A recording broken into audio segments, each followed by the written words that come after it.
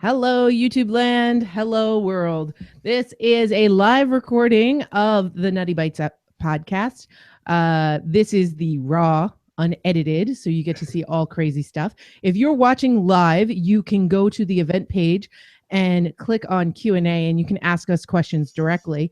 You can try doing it on the YouTube page, but I got to tell you, as many times as I put that in the comment tracker, half the time, comments don't end up in my screen. So I highly recommend going to the event page and doing the Q&A there.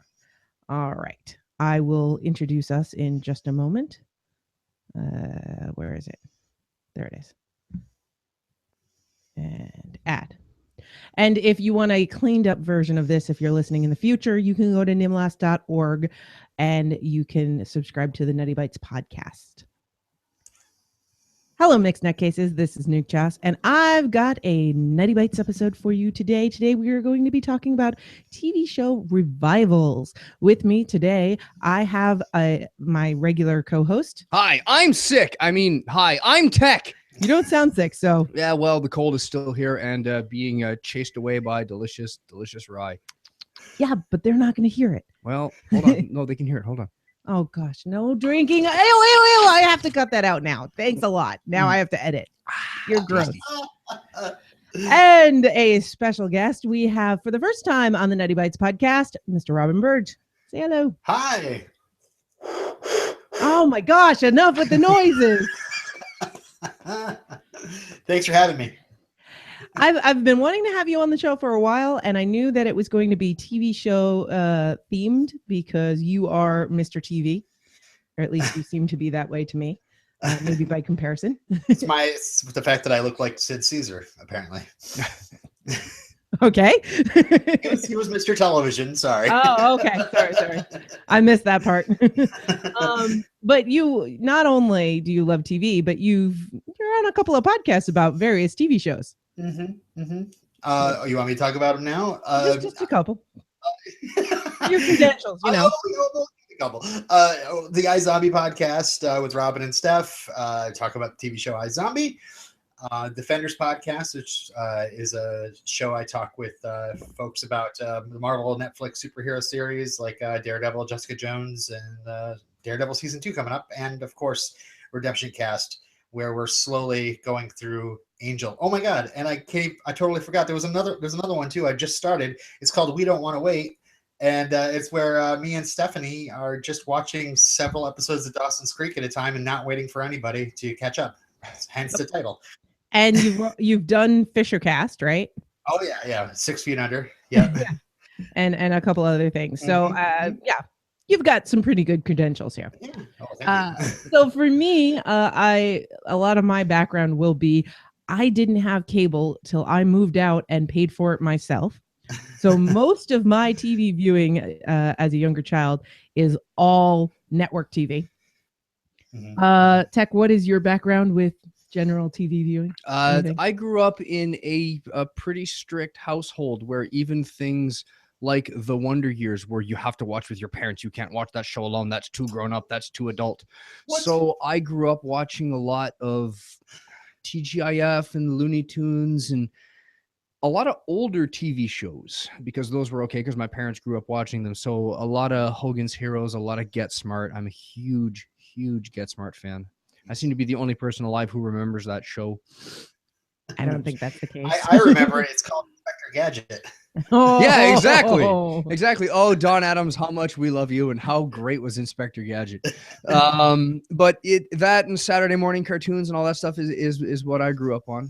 Well, a big part of your parents being strict, though, is the fact that they speak French. That's right. And if they didn't know what they were saying in English, they didn't want you watching it. Exactly. My parents learned English as a second language in their adulthood, and if a concept went over their head, I wasn't allowed to watch it because they didn't understand it. They were being protective. I get it. I understand it. I'm not critiquing their parental style in any way.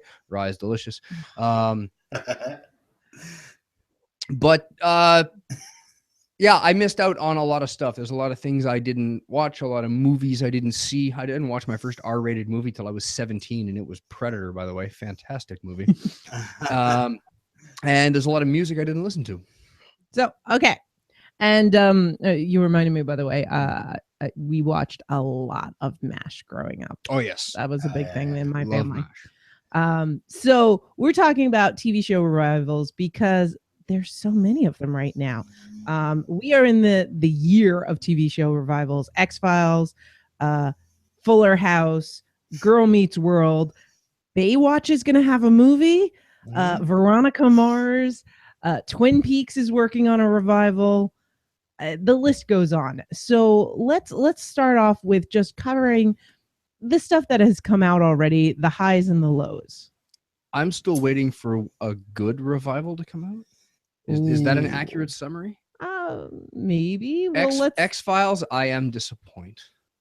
X-Files should have stopped on episode 3. That's where we stopped, by the way. Yeah. Good. Don't go any further. I really, the first episode of X-Files, now I'm a newer fan of X-Files because I didn't watch it while it was live. I just caught up this past year. And I caught up thanks to a cheat sheet from Robin telling me which episodes to watch and which episodes to skip, which I wish I had for the first 5 seasons. No, you needed to watch all of those. So no, not all of them. But the first episode was very world building, and you kind of had to slug through it to get into what they were doing. The second episode I thought was amazing, and the third episode I just laughed my butt off. But Tech, you didn't like the third episode as much. They were hitting me over the head with it. They were trying to be funny, and I get what they were doing. They were trying to do another X-Cops or Bleeping Dead Aliens. Like, they're very good comedy episodes, and it wasn't quite there. It was funny, and it was very good deadpan humor. I had a couple good yucks, but after the horrible letdown that was that first episode, and the second one was a classic X-Files Monster of the Week episode. They could have thrown that in anywhere else in the other seasons. You wouldn't have noticed, except everybody looked a little older. It was fine. The third one, a pretty decent Monster of the Week episode, a decent comedy, but after all the hype, all the buildup, we finally get our X-Files back, and what do we get? We get 3 episodes of Drek. I could have done without. I just have to mention X-Cops is the best episode of X-Files ever. Wow. Yeah, I don't know about that, but it is pretty awesome. It is my favorite. There's one that's close second, but X-Cops is my favorite. Because I remember when that came out live, and that was one of those things that it was next on Fox, a very special episode of Cops. I said, but I wanted to watch X-Files. Yeah. And then you see like Fox and Mulder, and like the Bad Boys theme is playing. Okay, Fox has just gone high, but I gotta watch this. It's good. It was so funny. Yeah. So this revival, though, I in the end, I mean, I went to this revival with like my whole heart. You know how much of a X-Files fan I am, Nutty. I love that show. It's my favorite show. And I saw the premiere down at New York Comic Con. The panel was there with Chris Carter and David Duchovny and Mitch Pileggi. It was amazing. Saw it on the big screen. It really helped that. But in the end, it felt like they were trying to cram way too many ideas and into like just a couple episodes, because in the end it was just 2 mythology episodes to bookend the series, and then 3 Monster of the Week episodes. And in the middle is this, one of their favorite writers is Darren Morgan, but his thing is to deconstruct the X-Files. So it's like, we want to revive the X-Files. We don't want to point out like, oh, you guys are all silly, and this is kind of a stupid show to watch. It's fun every once in a while in the middle of like a 22 episode series, but when you've only got 6. Yeah. How about just one decent story to run through 6 episodes, maybe a couple of diversions here or there? But no, they wanted everything, and they tried cramming everything. The 4th episode you haven't watched yet, I won't spoil it, but it is a Monster of the Week episode crossed with a mythology episode, and they try to jam it together. It doesn't fit at all, and it feels very awkward, and neither plot works out, at least to my satisfaction. That first episode was just, it's like someone watched all 7 seasons and kept crib notes of everything that made X-Files and then tried to jam it into 1 hour. Mm. And There were 9 seasons, I just gotta say. well, 7 good ones, let's say. I don't know. I gotta say, I like Doggett. Yeah, me too. No Yeah. dog it in the revival, unfortunately. Yeah, I mean, I came out of it, the whole thing, saying like, man, people really got down on how terrible season 9 was. I was like, man, if they had the writing and the production value of season 9 in this revival, it would have been so much better. And that's pretty hard to say. I did like that in the 3rd episode of the revival. They're at the cemetery and there's a gravestone for Kim Manners. I thought that was really cool. Yeah, that was great. Awesome. There was another gravestone for somebody else as well. Yes, somebody else that worked on it, but not a name that I can recall. Like at the Jack Hardy, I believe. I yeah, think he was something like that. one Yeah. of the production. Yeah. So let's skip to a revival that I know for Tech and I worked really well. And we've got a viewer who suggested this and reminded me. Thank you so much, Shane. Hi, Shane. I'll read the rest of your comments to Tech later. But Red Dwarf. Yes. Red Dwarf Season X. Season 10. Red Dwarf X. That was a revival and it was done well. I mean, I can rewatch those episodes and love them just as much as I can other episodes of Red Dwarf. And yeah, the cast looked a little older and it's kind of funny when an android looks older, except for Kat. Kat didn't age at all. Doesn't age. Danny John Jules is immortal. Yes. He found the Lazarus chamber and it's working for him. So hooray for that. I don't know how many people they have to sacrifice, how many human souls a day they have to sacrifice to keep him looking awesome. Well, it must have something to do with him killing all the other cats for his clothing. That's what it was. That's the He sacrifice. bathes in cat blood. That must be it. Did you see that at all, Robin? Not watched. I've watched like one episode of Red Dwarf, and of course it was with the friend that was like the super fan that sat me down and was like, dude, this is the best and funniest series ever. You have to watch it. And then he Here, watched let's you sit through the down and whole watch thing. it. And I'm just like, and I'm watching the show and I have the friend next to me just like looking at me like, right? And I'm like, give me a second. And so I had a kind of I was like discouraged, but I'm watch sure it on your own time. You'll love it. Yeah, it's I believe it's on my queue, so I'll get to it eventually.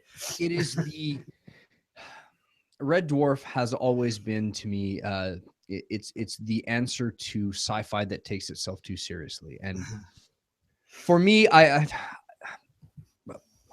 talk about something else here for a second. When Fifth Element came out, I was so disappointed in that movie. I wanted more serious sci-fi. I wanted another Alien. I wanted another Star Wars. I wanted more Star Trek. I wanted serious, hard-edge sci-fi. And what did I get? I got funny suits and Lilu Dallas Multipass. I got a stupid opera singer and a Bruce Willis action movie, and it was stupid and I hated it. Now it is one of my favorite movies of all time. I love Fifth Element. What was wrong with 17-year-old Tech?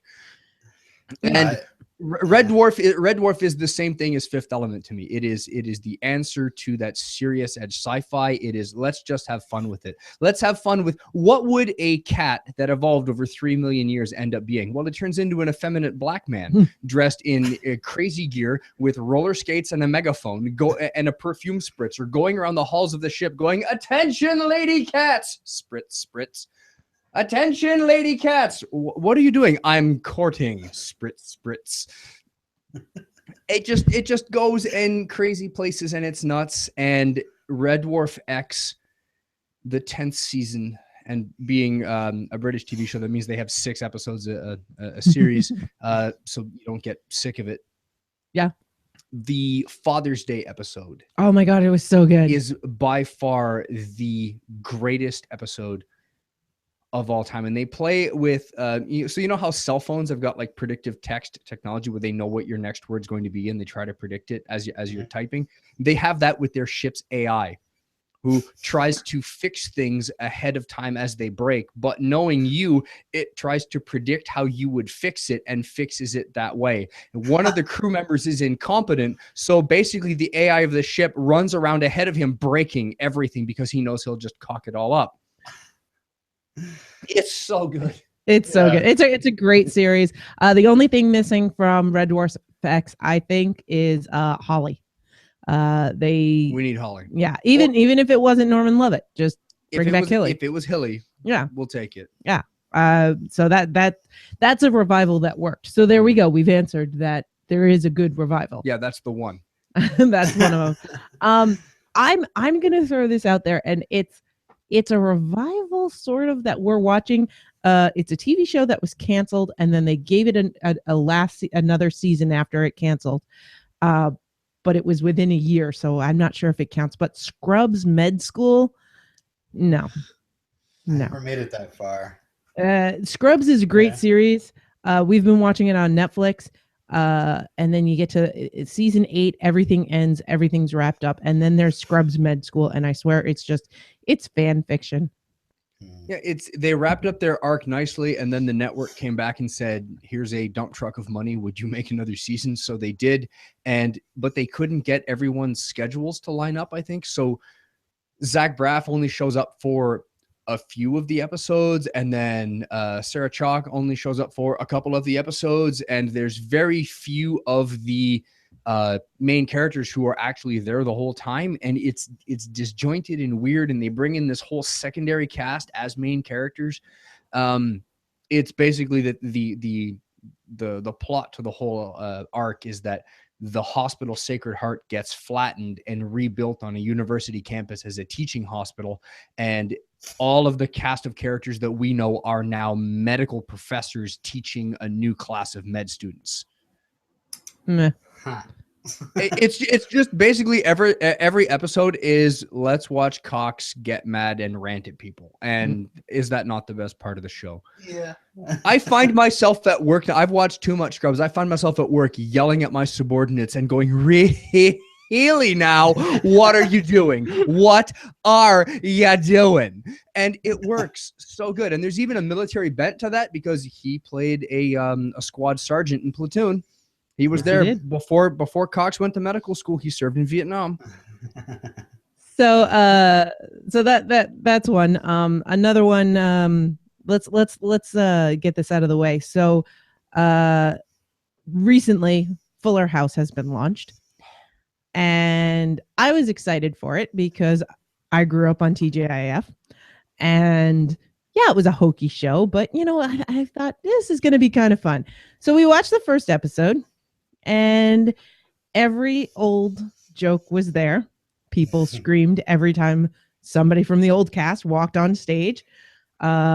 Which reminds me, we need to find that canned laughter track, and that's how you need to open your podcast from now on. You need to walk in through the door, pause. You need to pause, quarter angle to the camera, turn, look, smile, nod. Hey! It's Nutty! Wait for the applause to go on a little too long and die, and then give your zinger, your classic zinger that everybody knows, which would be you opening a Diet Coke can, and everyone goes, "Yeah, she did it! She did the thing!" 2 minutes of your 22-minute episode have gone by. You haven't done anything yet, and then immediately cut to commercial. Exactly. That sounds like a plan to me. This is what watching TGIF was like, right? I pretty much nailed that, I think. Yeah. Well, that was pretty much any sitcom in the 90s, I think. You had that. And so the first episode of Fuller House had that. They had all of the catchphrases, have mercy, how rude, whatever. Hug it out, all of that stuff. Please. Oh, please. Yes. And there are a couple of positives. Like, I really do enjoy every time they did something a little bit meta. Where's Michelle? Oh, she's in New York, busy running her fashion empire. Stare at the camera. Nod. Everybody goes back to the scene. There was the one, how did it go again? I bought my wedding dress. It's an original Mary-Kate and Ashley Olsen. Wow, at these prices, I guess they don't have to act anymore. Everyone stops, looks at the camera. Oh, boy. Yeah, they're horrible. Yeah. So, Nutty, what do you think of Fuller House? Well, in the 2 episodes that I watched, because I was like, okay, I'm hoping they got most of that, throwback stuff out of the way in the pilot. And then I watched the second episode, and it wasn't much better. Number one, the biggest thing that bothers me is the middle child is the most obnoxious child actor ever. He screams everything. Okay, to science fiction fans, I'm going to say something I have never said before. So everyone think back to Star Wars Episode 1. This kid makes Jake Lloyd look good. Yeah, makes Jake Lloyd look like a BAFTA winner. I mean, really, Hey, It's it's Jake insane. Lloyd's birthday today, just so you know. Happy birthday, Jake. Burn in hell for what you have done to my sci-fi. I You mean, know what? have a happy birthday. He kind of has this very bad reaction to Star Wars now, Well, good. and he doesn't like talking about it No. at all because of people blaming him. I don't blame Jake Lloyd. I blame Lucas. Right. Let's put the blame where it belongs. Wait, hold on. Let me wish him a happy birthday with all of the sincerity. Okay, back up from the mic when you do it, though. I will wish him a happy birthday with all of the sincerity that he acted with in episode 1. Happy birthday. No, it's more Yay. happy birthday. Yeah. No, Done. that was Jar Jar. Confused him with Jar Jar again. But yeah, so the middle child he screams everything, and it's not child acting, talking to the back row stuff. He just screams everything. You can't tell if he's excited, if he's happy, if he's sad, because they're all just screaming. So he's terrible. I think on the whole, the show is actually put together and written better and is a better show than Girl Meets World. The problem is none of the actors in the show are you really drawn to. Girl Meets World has the advantage of having one of the actresses that is very compelling, and you kind of want to watch more of her. There's no one like that in this show. There's just the annoying kid that makes you want to turn the TV off. The old crew, between DJ and Stephanie, they're just so flat. They're missing what they used to have. Well, I think The most compelling of them is the Kimmy Gibbler. and Kimmy Gibbler's daughter. Yeah. Who is a great child actress. Yeah. I have to say. And I think that's where the problem lies with Fuller House is that the first episode, they brought back the whole cast. Yeah. And they even did a bunch of like split screen stuff where they reshot scenes from the original first episode and this first episode. And then they show them side by side on screen with the old cast and the new cast. And it's kind of weird, but it's a funny thing to do. They brought back all of the actors. Episode 2 and for the rest of the season, none of like Uncle Jesse. Well, Uncle Jesse comes back a lot, actually. Well, yeah, but they're not there. They're not the main cast. Yeah. The main cast is all the kids. So what you have are a bunch of kid actors. Candace Cameron, Jodie Sweetin, the Kimmy Gibbler, whose name I've forgotten. Oh, poor Kimmy Gibbler. Because it's Kimmy Gibbler. But I'll be honest, I don't think they've gotten a lot of work since Full House, at least none that I have seen. So they haven't progressed. They haven't built their acting chops. They're still acting like child actors. Mm-hmm. And it's horrible. Kimmy Gibbler still uses the exact same facial expressions and look at the cameras that she did when she was 14. She hasn't progressed any. It is Andrea Barber. Yes. How dare I? Yes, how dare you? How rude. How rude. I watched a lot of Full House. I watched it every night. I watched TGIF. I was a fan of the show. Every night it came out every Friday. Yeah, I get it. Yeah. I'm not criticizing you. I'm looking at you. Just talk. This is not good audio. This is fantastic audio. This is me beating you up. Ow. Anyway, enough of that. But this new one, I've watched 2 episodes. I think I'll pass for the rest. I may watch it just because I'm a glutton. Now, Robin, you haven't seen any of it? No, I mean, I watched it, the original, a little bit. I would assume I have some memories of it, but not nostalgic for it at all. Yeah. Any of the format, the playing to the audience, the punchy jokes, they're so of its time that I've seen some reviews that say like, well, what were you expecting? This is it. Yeah, it's exactly the same thing. I just had I don't know. I just had some nostalgia for it. I think also part of my nostalgia is I remember my nieces watching it, like old reruns on Nickelodeon, and they were getting into it, which I just thought, at the time my nieces were teenagers, 15, 16 years old, and what are they watching? Full House and Fresh Prince of Bel-Air. I was like, you know what? That's pretty cool. Yeah. So I kind of had a little more, a little higher expectation. I'm glad that it was done on Netflix. I think that that's a good format for revivals. Now Girl Meets World, I want to talk about a little bit. And that is the TV revival for Boy Meets World, which is another show that I was very into. The big problem. So let's start off with the bad acting. Yeah, do you remember that show where Kit from Knight Rider was a high school principal? Yeah. So so Corey, which is Fred Savage. no, Ben Savage. Yeah, the other one. Fred's brother. Right. He still acts like a child actor. Like not like the ones in Fuller House do. Like he is speaking to the back row and excited and has no emotional depth. It's quite sad. The one who plays Topanga, Danny something or other, Frechette, I don't know. She's better.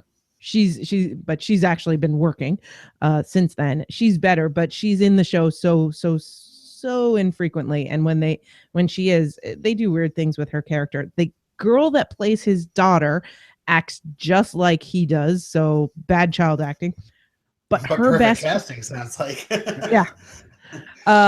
yeah, good casting because you really believe it's Corey's daughter. But her best friend, the Sean replacement, is compelling. She is like Selena Gomez was on Wizards of Waverly Place, the best thing of the show. You know, you find yourself wanting to watch the character, and the show is written worse, but because of her, it works a little bit better. And they're on, I think, season 3 now. Wow. Yeah, on the Disney Channel, so it's a little harder to get to.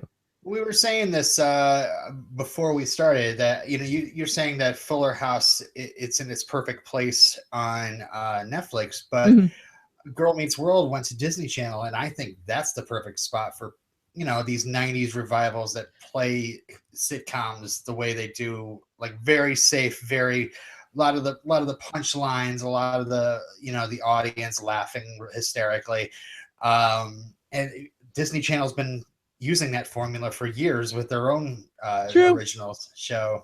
So, yeah. So as soon as they said Girl Meets World went to that channel, I was like, perfect. Yeah. So I have a question for you guys. What makes a good TV revival? How close to the chest do you play it? Do you do like Red Dwarf X, where you allow the characters and the actors to mature over time, and the jokes as well? Or do you do it like Fuller House and Boy Meets Girl or Girl Meets World, where you immediately rehash all the old gags and play to the same script you did 20 years ago? How do you draw that line? I think you have to let your characters and your story mature. But I think there's a bit of a balance. Another revival that Shane was mentioning in the Q&A is The Muppet Show. And I think the biggest criticism against The Muppet Show is that they matured and are trying to fit today's time too much. Right. They were going for, now I didn't see it after they reworked it, because I've heard that they've reworked it since. But they were going for a very The Office feel. And the thing that was so... They had Kermit and Miss Piggy break up. I know that was pretty harsh.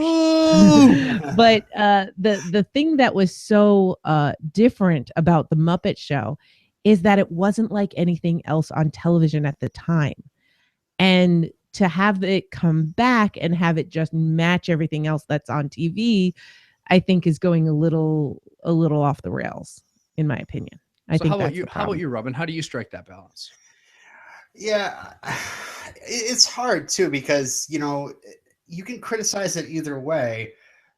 When they bring something back and they're just kind of hitting the same beats, you're like, that's just like old times. And then you're like, but I had old times. It's on DVD. It's on my shelf. I watch it, once a year. And then there's also you push the characters into different and new situations and try to update things, and then it might not seem like that show anymore that you loved. So I don't know. They haven't really, they haven't done it successfully yet. I've been searching around online and trying to find an actual show. The last one that we haven't brought up that I watched most recently, I'd say, was the Arrested Development one, which was terrible. It was terrible. Well, it was the problem with the revival for Arrested Development is they couldn't shoot the cast together, right. and it was the cast availability, and that was a big problem, I think, for that. One that I think also did it pretty well was the Veronica Mars movie. Veronica Mars did it great. It was a movie, but I mean, you And can it say still the same counts thing as a about revival, I would say. Serenity. Excellent. One of my favorite sci-fi movies Yes, ever. Serenity definitely captured the Firefly feel. But again, I think that certain ones, like for instance, Arrested Development and Serenity, they're not that far away from their original content, so they didn't have to make up 10 or more years. I have to make the joke: how do reavers clean their spears? Oh no, they run put it through the wash. Yes. It's It's too soon, man. It's too soon. Oh, that's Yeah, dark. sorry, guys. Too soon. Doctor Who consider revival? I Absolutely, Yes. Doctor Who is a revival. They've got a thing where Shane it's was like. just mentioning that. Go ahead. Yeah, sorry, I was looking at the chat. They got a thing where it's like they can put a brand new cast in there and still say, "Well, that's the Doctor." You know, it's They just had he's in a that different built into body. their now. lore already, and Yeah. it worked wonderfully for them. I find in the last couple of series, and I've stopped watching because Me too.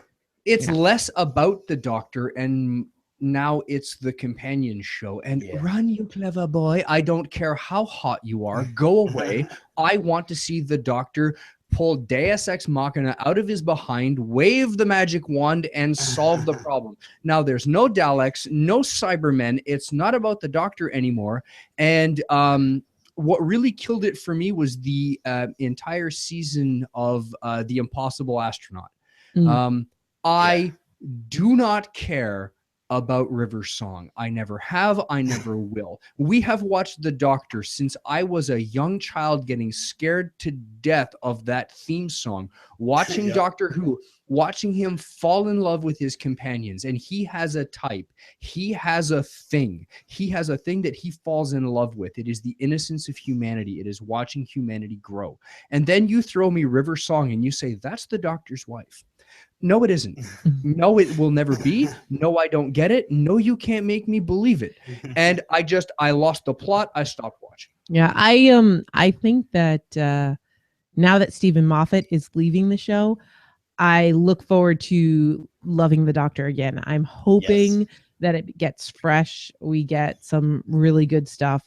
I think Stephen Moffat really needs a co-creator, because if you look at Sherlock, it's amazing. And the guy Speaking that plays of revivals. Yeah, speaking of that would count as a when revival. did the original come out? 18 something? Yeah, but it's not really a TV show revival. Well, I guess in the reverse. But the guy that plays Moriarty, he's the other showrunner there. Really? Yeah. Oh, cool. Yeah, and because not two of them, Moriarty, not Moriarty, sorry, Mycroft. Yes. The guy that plays Mycroft is the showrunner? Yeah, him That's and awesome. Stephen Moffat. Yeah. Way to write yourself in as like the most kick-ass guy in the whole thing. Yeah. So thank you. Now I have to edit. Kick taco. So the because he's got somebody there to oppose him, I think he makes a better show. I think that Stephen Moffat has good ideas, but he's kind of bullheaded and he can ruin his own thing, as he did with Doctor Who. That's my opinion. Others may disagree, but I think there's a lot of people out there who have a lot of Moffat hate, so I don't think I'm alone. But yeah, Doctor Who is definitely a revival done well. When you harken back, like when they brought K9 back into the show, K9, it was amazing, and it wasn't in the trunk of the car. I love that. It wasn't just a little reference to make the audience laugh. It was brought into the story, and it had a reason. You know, it had a purpose. When they brought the Daleks back, it wasn't just, oh, remember these? It was, no, we have a whole story about them and what's going on here. And they brought the same thing with the Cybermen. They brought back the guy to do the voice, to do the proper shrill, shrieking, exterminate, and all the rest. And that one conversation between the Dalek and the Cybermen, It's like, you think you can defeat us with 4 Daleks? No, we think we could defeat you with 1. But you are correct. The Cybermen do one thing better than Daleks. What is that? Dying! Loved it. And for me, I think that's where the balance needs to be struck. You need to riff on your old material, but you can't directly copy it. You cannot just rehash the same old songs, rehash the same old episodes. You know, if you're going to do me a show 20, 30 years later, I should not be able to copy paste your episodes into the old shows, because like Robin said, I have those on my shelf. I can watch those anytime I want. I expect growth. I expect a little maturity. You know, like Red Dwarf, their characters got older and the jokes got older and newer, and they changed the joke, but it was in the, you know, you can't play the same song, but you should at least keep it in the same key, I guess is what I'm trying to say. Yep. Now let's talk a little bit about TV show revivals that are coming, that are on the horizon. Twin Peaks is one of them. Yes. I haven't watched Twin Peaks. Oh. But I know. But A concerned look on my face all of a sudden. Oh my God. Happened? Are you okay? How have you lived this long? Why are you watching Fuller House? Okay. Point taken. I think what pushed me away from Twin Peaks when it was on is much the same that pushed me away from X-Files when it was on. It was the fans. The fanaticism that just scared me. But like my Red Dwarf friend sitting next to me going, come on, like it. Yeah. It's awesome. Wasn't that funny? Oh, whoops. Sorry. Wasn't that funny? He just did the thing. Isn't that funny? He did the thing. Oh my God, he does that all the time. Oh, you have no idea. Stop telling me about it. Exactly. There's an episode of The Simpsons where he's trying to watch Twin Peaks, and it's a detective dancing with a horse under a stoplight at a 4-way intersection, and he's like, "Wow, I have no idea what's going on." Yeah. Twin Peaks also was coming out around that time of like cop rock and stuff, and I was just so disinterested in TV. So that's one of them. Oh, I forgot to mention another TV show revival that does it right. And Tech, you might not want to leave for this. Star Trek. I'll be back. Yeah. I wasn't sure if that should be considered a spin-off or revival. I mean, it is in the list of revivals that I looked up, but I was but it's TNG was definitely a revival. Deep Space Nine, Voyager, and Enterprise were all spin-offs, but TNG was a revival because you have to think it was like 20 years in between. Right. And originally, the original cast thought they were going to be in the TV show. Oh, wow. Yeah, so it was definitely a revival. So I'll count that. So Twin Peaks is coming. The big one on my list is Gilmore Girls. I'm very excited about that. My wife is very excited about it too. She just rewatched the series, and like right when she was finishing it on Netflix, all of a sudden she heard word of I guess they're going to be movies. Well, yeah, they're going to be 90-minute episodes. My only problem is Melissa McCarthy is not coming back as Suki, and that makes me sad. It seems that she wasn't asked or whatever, or that they didn't write her in. They probably assumed she'd be too busy, not realizing that she'd probably go, yeah, I still want to do this. It's not that hard. But the 7th season of Gilmore Girls was not written by the creators. The creators were gone. Amy Sherman Palladino and Daniel Palladino were gone. Everything that happens in the 7th season is not canon and will not be considered, I don't think, in the TV show revival, which is great because there was a lot of bad in that 7th season. So 7th season of Gilmore Girls. Oh. I'm looking forward to Gilmore Girls returning. I really hope it works out. What do I call that show? You call that the Pretty Girl Show. The Pretty Girl Show. They are pretty. I've recently read about Baywatch getting a movie. Yes. And apparently, what I heard on the radio the other day is that Baywatch is coming back and the Hoff is coming back, but the Hoff is coming back as himself. Oh, really? Not as his character. Oh, my. Robin, thoughts? Never was a big fan of that show at all, and I doesn't hated matter that to show. me at all. I hated that show. Hated that show. I did Hated enjoy that the show. spinoff quite a bit. Which Watching it as a spinoff? joke. Baywatch Nights, Nope. where Nope. Mitch became a private detective that took on the supernatural. Check that out on YouTube if you want to laugh.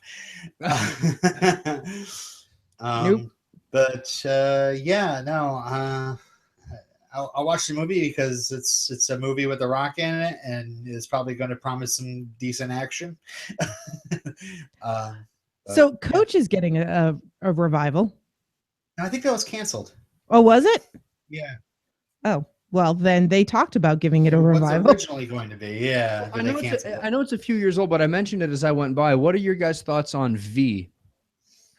Oh yeah. Oh, yeah, V was definitely a revival or a remake at least. Because I remember that being on. I was a very young kid, and my parents not allowing me to watch it. Something about weird alien dudes in caves and not getting it. And then the new TV show came out, and I tried to watch it and didn't understand a bloody thing and just quit. Well, the funny thing is, I played a role-playing campaign that was based off of the original series V, not realizing that's where the person who created the module got all the stuff from. It was an independent thing. And so I'd say about and the person who created it like left our group halfway through. So but I'd say for about a year to a year and a half, I was playing with the elements from the original series in a role-playing game. Then V comes out and I'm watching it and I'm like, oh my gosh, that's where he got all this. This is from my game. and it was pretty wild. I enjoyed it to a point. There were some things that I really liked and some things that I didn't like. Tech is very upset that they cut Marina Baccarin's hair. I still think she was awesome. She was evil. She was absolutely evil in that, and that was great. How good was she in Deadpool? Oh, she was so good in Deadpool. Yeah. So good in Deadpool. We still need to do a show about that, but I want to see it for a second time first.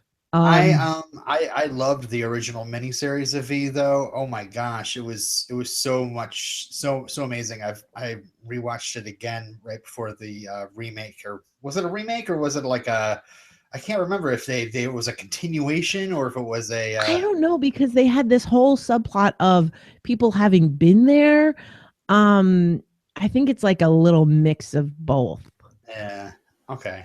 Well, yeah, but I was definitely, I was on for I think I watched the entire series. I don't remember it very well. Yeah. It was probably, I guess it was forgettable. But I was in it for Elizabeth Mitchell and Marina Baccarin, of course. I thought it was good. It didn't get renewed. I don't think it actually finished the story. Right. But it was funny because that show and Flash Forward are intermingled for me because they were on at the same time.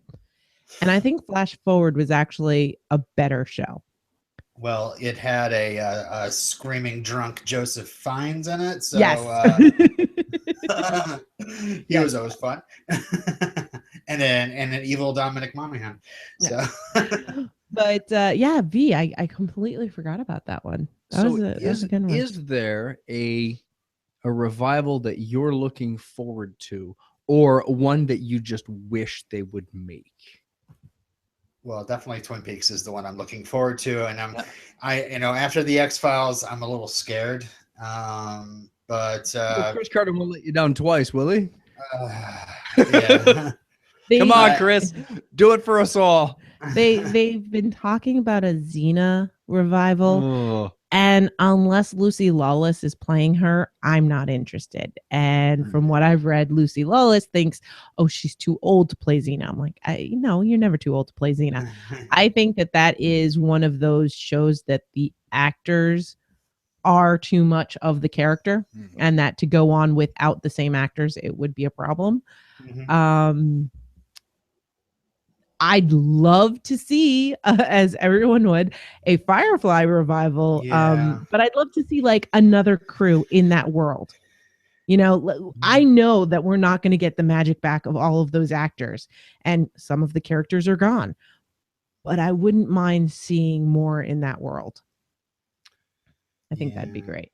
I'm looking forward to the new Trek that they've announced. Oh, yes. Yeah, non-J.J. Abrams Trek. Yes. Trek on TV. Yep. I'm looking forward to it. I have trepidations, of course, because after watching what JJ did to the movies, for some reason, the networks and the film houses are afraid of Star Trek fans. And every time they talk about Star Trek, it's like, well, we have to appeal to the common masses, not to the nerds. But then they'll go and spend $1 bajillion and make Star Wars and play it true to the chest and true to the cards and make a real Star Wars movie for Star Wars fans, and it goes gangbusters. If they did that to Trek, I think the same would happen. They're afraid of us nerds, I guess. They're underestimating the power of the nerds. They don't realize how many we all have people, jobs now. We all pay to go to theaters. We don't have to ask mom for money no more. They don't realize how many Trekkies there are out there and how devoted that they will be. I mean, when Firefly came out on DVD, there were some people that were buying 10 copies of it just to boost the numbers. Right. But the one I'd like to see, if you give me an infinite payroll to make a revival of a TV show of a world that I fell in love with, JMS is still working and still doing good with Sense8. I want to see more Babylon 5. Yeah. Bring that world back, please. Because season 5 sucked. Would it be as good without Andreas Katsoulis? No, and it will never be as good without Andreas Katsoulis, because him as Jakar was one of the most between him and Peter Jurasik was what made the show. But I'm sure there's a solution out there somewhere. There's a guy who can play an old crusty lizard just as good as Andreas did. Or a new crusty lizard. And let's not forget, I forgot his name. I apologize, but the Doctor passed away as well. Oh, so many people passed away from that show. Are you kidding? That show has a death sentence on it. The 2IC of Security. That was a tragic story. Oh, yeah. What's his name? Kaneki. Yeah. And Garibaldi is not dead, but might as well be dead, because he has given up acting to become an extreme right-wing conservative radio host. And apparently is doing quite well in that world, but I've tried listening to his show, and it's bad. If you've ever watched Glenn Beck and go, I don't like him, you're not gonna like what happened to Mr. Garibaldi at all. He makes Glenn Beck look like a liberal. I would definitely like to see more from JMS. I think he's a cool guy.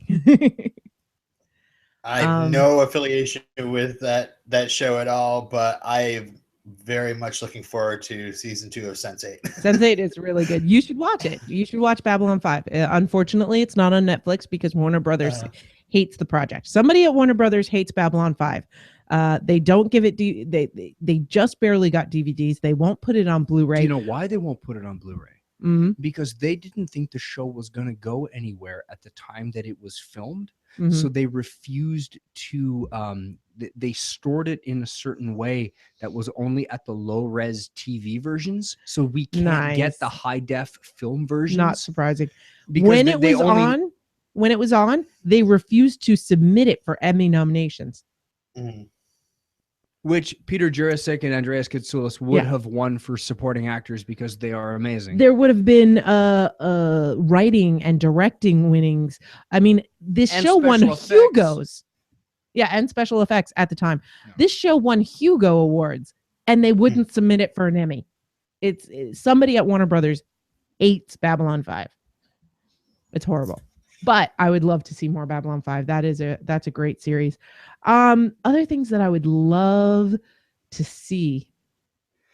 I just remembered there was actually a revival I just suffered through the entire thing of, and just ended recently, which was Heroes Reborn. Oh yeah, I liked that revival actually. Really? Oh, here's the thing. Okay, I gotta listen to this. This would be good. So there's a lot of criticism, and there's some things that I would change about it. But I watched it live, and I think that's the wrong way to watch it. I think Heroes Reborn is meant for a binge watch. As a matter of fact, I know it is because it was originally written to be a show released through Microsoft streaming. And then ABC was like, no, we'll put it out. Because ABC has to get first dibs on anything that's written. ABC wanted nothing to do with Heroes. Tim Kring presented this whole idea with the idea of putting it out on streaming. And then ABC said, oh, hang on, we're going to do it. And then they put it out. They did it weekly. They put a 3-week hiatus in the middle of a shortened season, which is just the worst. Did they have Nissans everywhere? No, they did not have Nissans everywhere.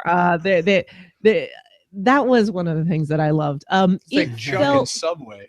It felt like a better season 2 than season. Like if I were to tell people to watch Heroes, I would tell them watch season 1. Watch the last episode of season 4. Watch Heroes Reborn. And it works because originally Heroes was supposed to have a new cast every season. Robin, your thoughts? You'd be cutting out David Anders. That's the bonus part. You go back and your extra features is just the stuff in China. And I actually did a whole rewatch of Heroes before Reborn started, and I felt like the whole thing actually was better in binge format. I was like, at least I don't have to wait a week for another one after that, and then keep moving on progressively through it. Yeah, I think I watched the last. After the stupid hiatus, I let the last 3 record on my DVR and build up, and then I watched them all in a row at one night, and it was better, wasn't it? I don't know. I was not a fan of most of those characters. I enjoyed it. I enjoyed where it went. It had some interesting ideas. I think there were a couple of things some things were too rushed and some things were too drawn out, and I don't know why they had to do that. It was a little frustrating. Yeah, they did this whole time jump back and reset a bunch of things, and then they still ended up doing the same thing anyway. It only changed one thing, and that was one person's allegiance. Yeah, which was annoying to have to deal with anyway. Anyway, sorry. When you were talking about Arrested Development before, and you said, "Oh, that Arrested Development reboot that they did," I said, "What, Archer?" See, that's a good one because it's basically the same cast and it's basically the same plot structure, but done in a completely fresh way. It also to me counts as a Get Smart reboot. Yep. Which they paid homage to, and they tipped the cap in one episode where Archer dives for something and misses it and goes, missed it by that much. Yeah. So I need to watch that show. Archer? Yeah. Oh, please watch it. Sorry. Oh, it's so bloody good. One of my favorite shows on TV right now. But so I have to say that listening to all of this and thinking about it, that our reviews for all of this are decidedly negative. For most, there have been a couple of There winners. are a couple positives, Red Dwarf being the big one for me. Veronica Mars, exactly. So what did they do right that everybody else is getting wrong? What can make more of these reboots successful? They let the characters be the characters, and they let them be 3-dimensional characters. Yeah, I think that they didn't jam so much into one thing. Like Veronica Mars, it was a nice premise. She went home, she reunited with a few people and helped solve a case. And, it wasn't like, let's visit all the different places we went to and reflect on every single thing that she went through in the 3 seasons. I think it's pretty perfect. I hope they make another one, quite honestly. Yeah. It's got to be more than just jamming in all the catchphrases. Yeah, exactly. It does. It does. Yeah. They did some Veronica Mars books. They're not great. Don't bother. If you're interested, just listen to Investigating Mars and they'll talk about the books, but you don't need to read them. You're much better off not reading them. Well, I like the audiobook version of the first because it was read by Kristen Bell. So that's kind of neat. Oh, that's cool. Yeah, I like that. But then she was talking in the third person about this girl named Veronica. Yeah, that's the biggest problem with the books. It's like it should have been written first person. First person, yeah.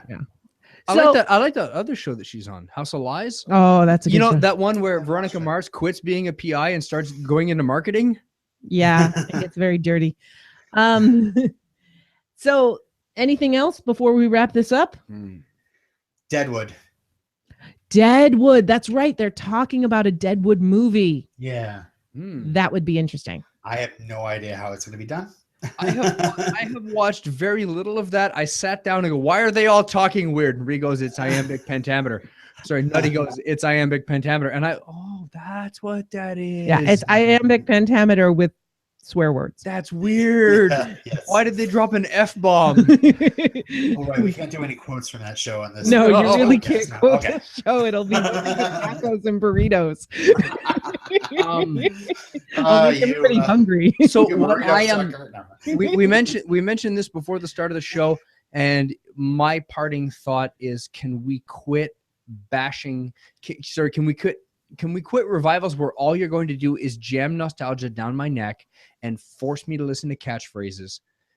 Give me good, mature, grown characters with an arc that grows in a mature way, and let me love. I have grown since I watched these shows in the 90s and 80s. Allow them to grow with me. Allow me to enjoy what I remember in a new way before I have to put up with Son of Urkel. Yes. Yeah. Yes. Because no one wants to see that. Not a TV show revival, but I'm hearing rumblings about J.K. Rowling is going to write in the Harry Potter world again, but again, the writing and the story will grow with Harry Potter, and he'll be about 30 now. And it'll be about him working for the Ministry of Magic. So that sounds promising to me. And that goes with what Tech is saying. It's not rehashing anything. It's maturing, and it's having an interesting character. Let the characters grow. Yeah, and that's the thing that I can associate most definitely with the most recent revival I saw, which was the X-Files. I wanted to see what it was like for Mulder and Scully, 13, 15 years later, working in this world, and it just seemed like they didn't really touch on that too much at all. It was they just got back in the FBI and started solving cases again. I think the one piece that they did touch on that I did appreciate is they talked about Mulder has been diagnosed with some mental illnesses, and imagine that he's taking medication for it and stuff. And they address it very subtly a couple of times, and it's basically showing someone who is functioning with mental health issues. And Tech is raising his hand because he's one of them. Yes, that is something we need to see in our media more. And I really appreciated that from X-Files. So I will give them kudos for that. So that's about it for today.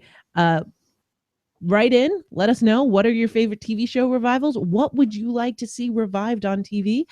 And for now, we're going to go around, and I'm trying to read this. What does that say? Hang on.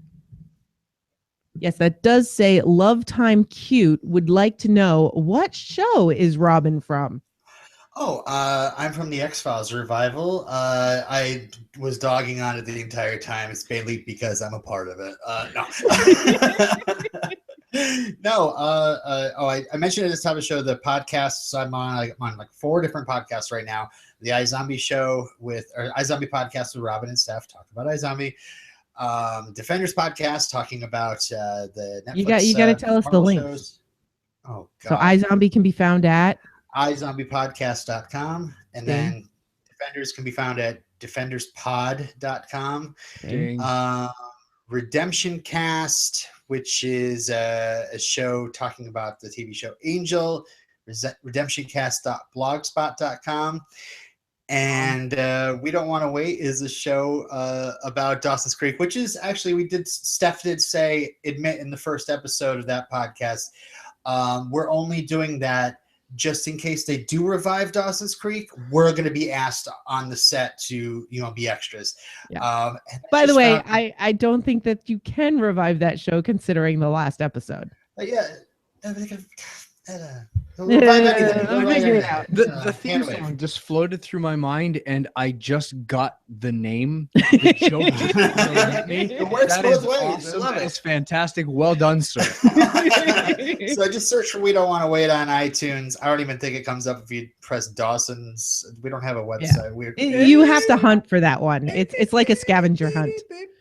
All right, enough of that tech. All right. Anything else? That's it. Follow me on Twitter at @LRobinYarrow. Awesome. And you can find Tech and I, all of the links to everything that we do at nimlas.org. You can also find stuff about our other shows like Epic, which there should have been an episode before this one in the feed about right in the feels. So pay attention to that. Yes. Thank you for joining us, everyone. This has been a blast. Goodbye, YouTube. Bye.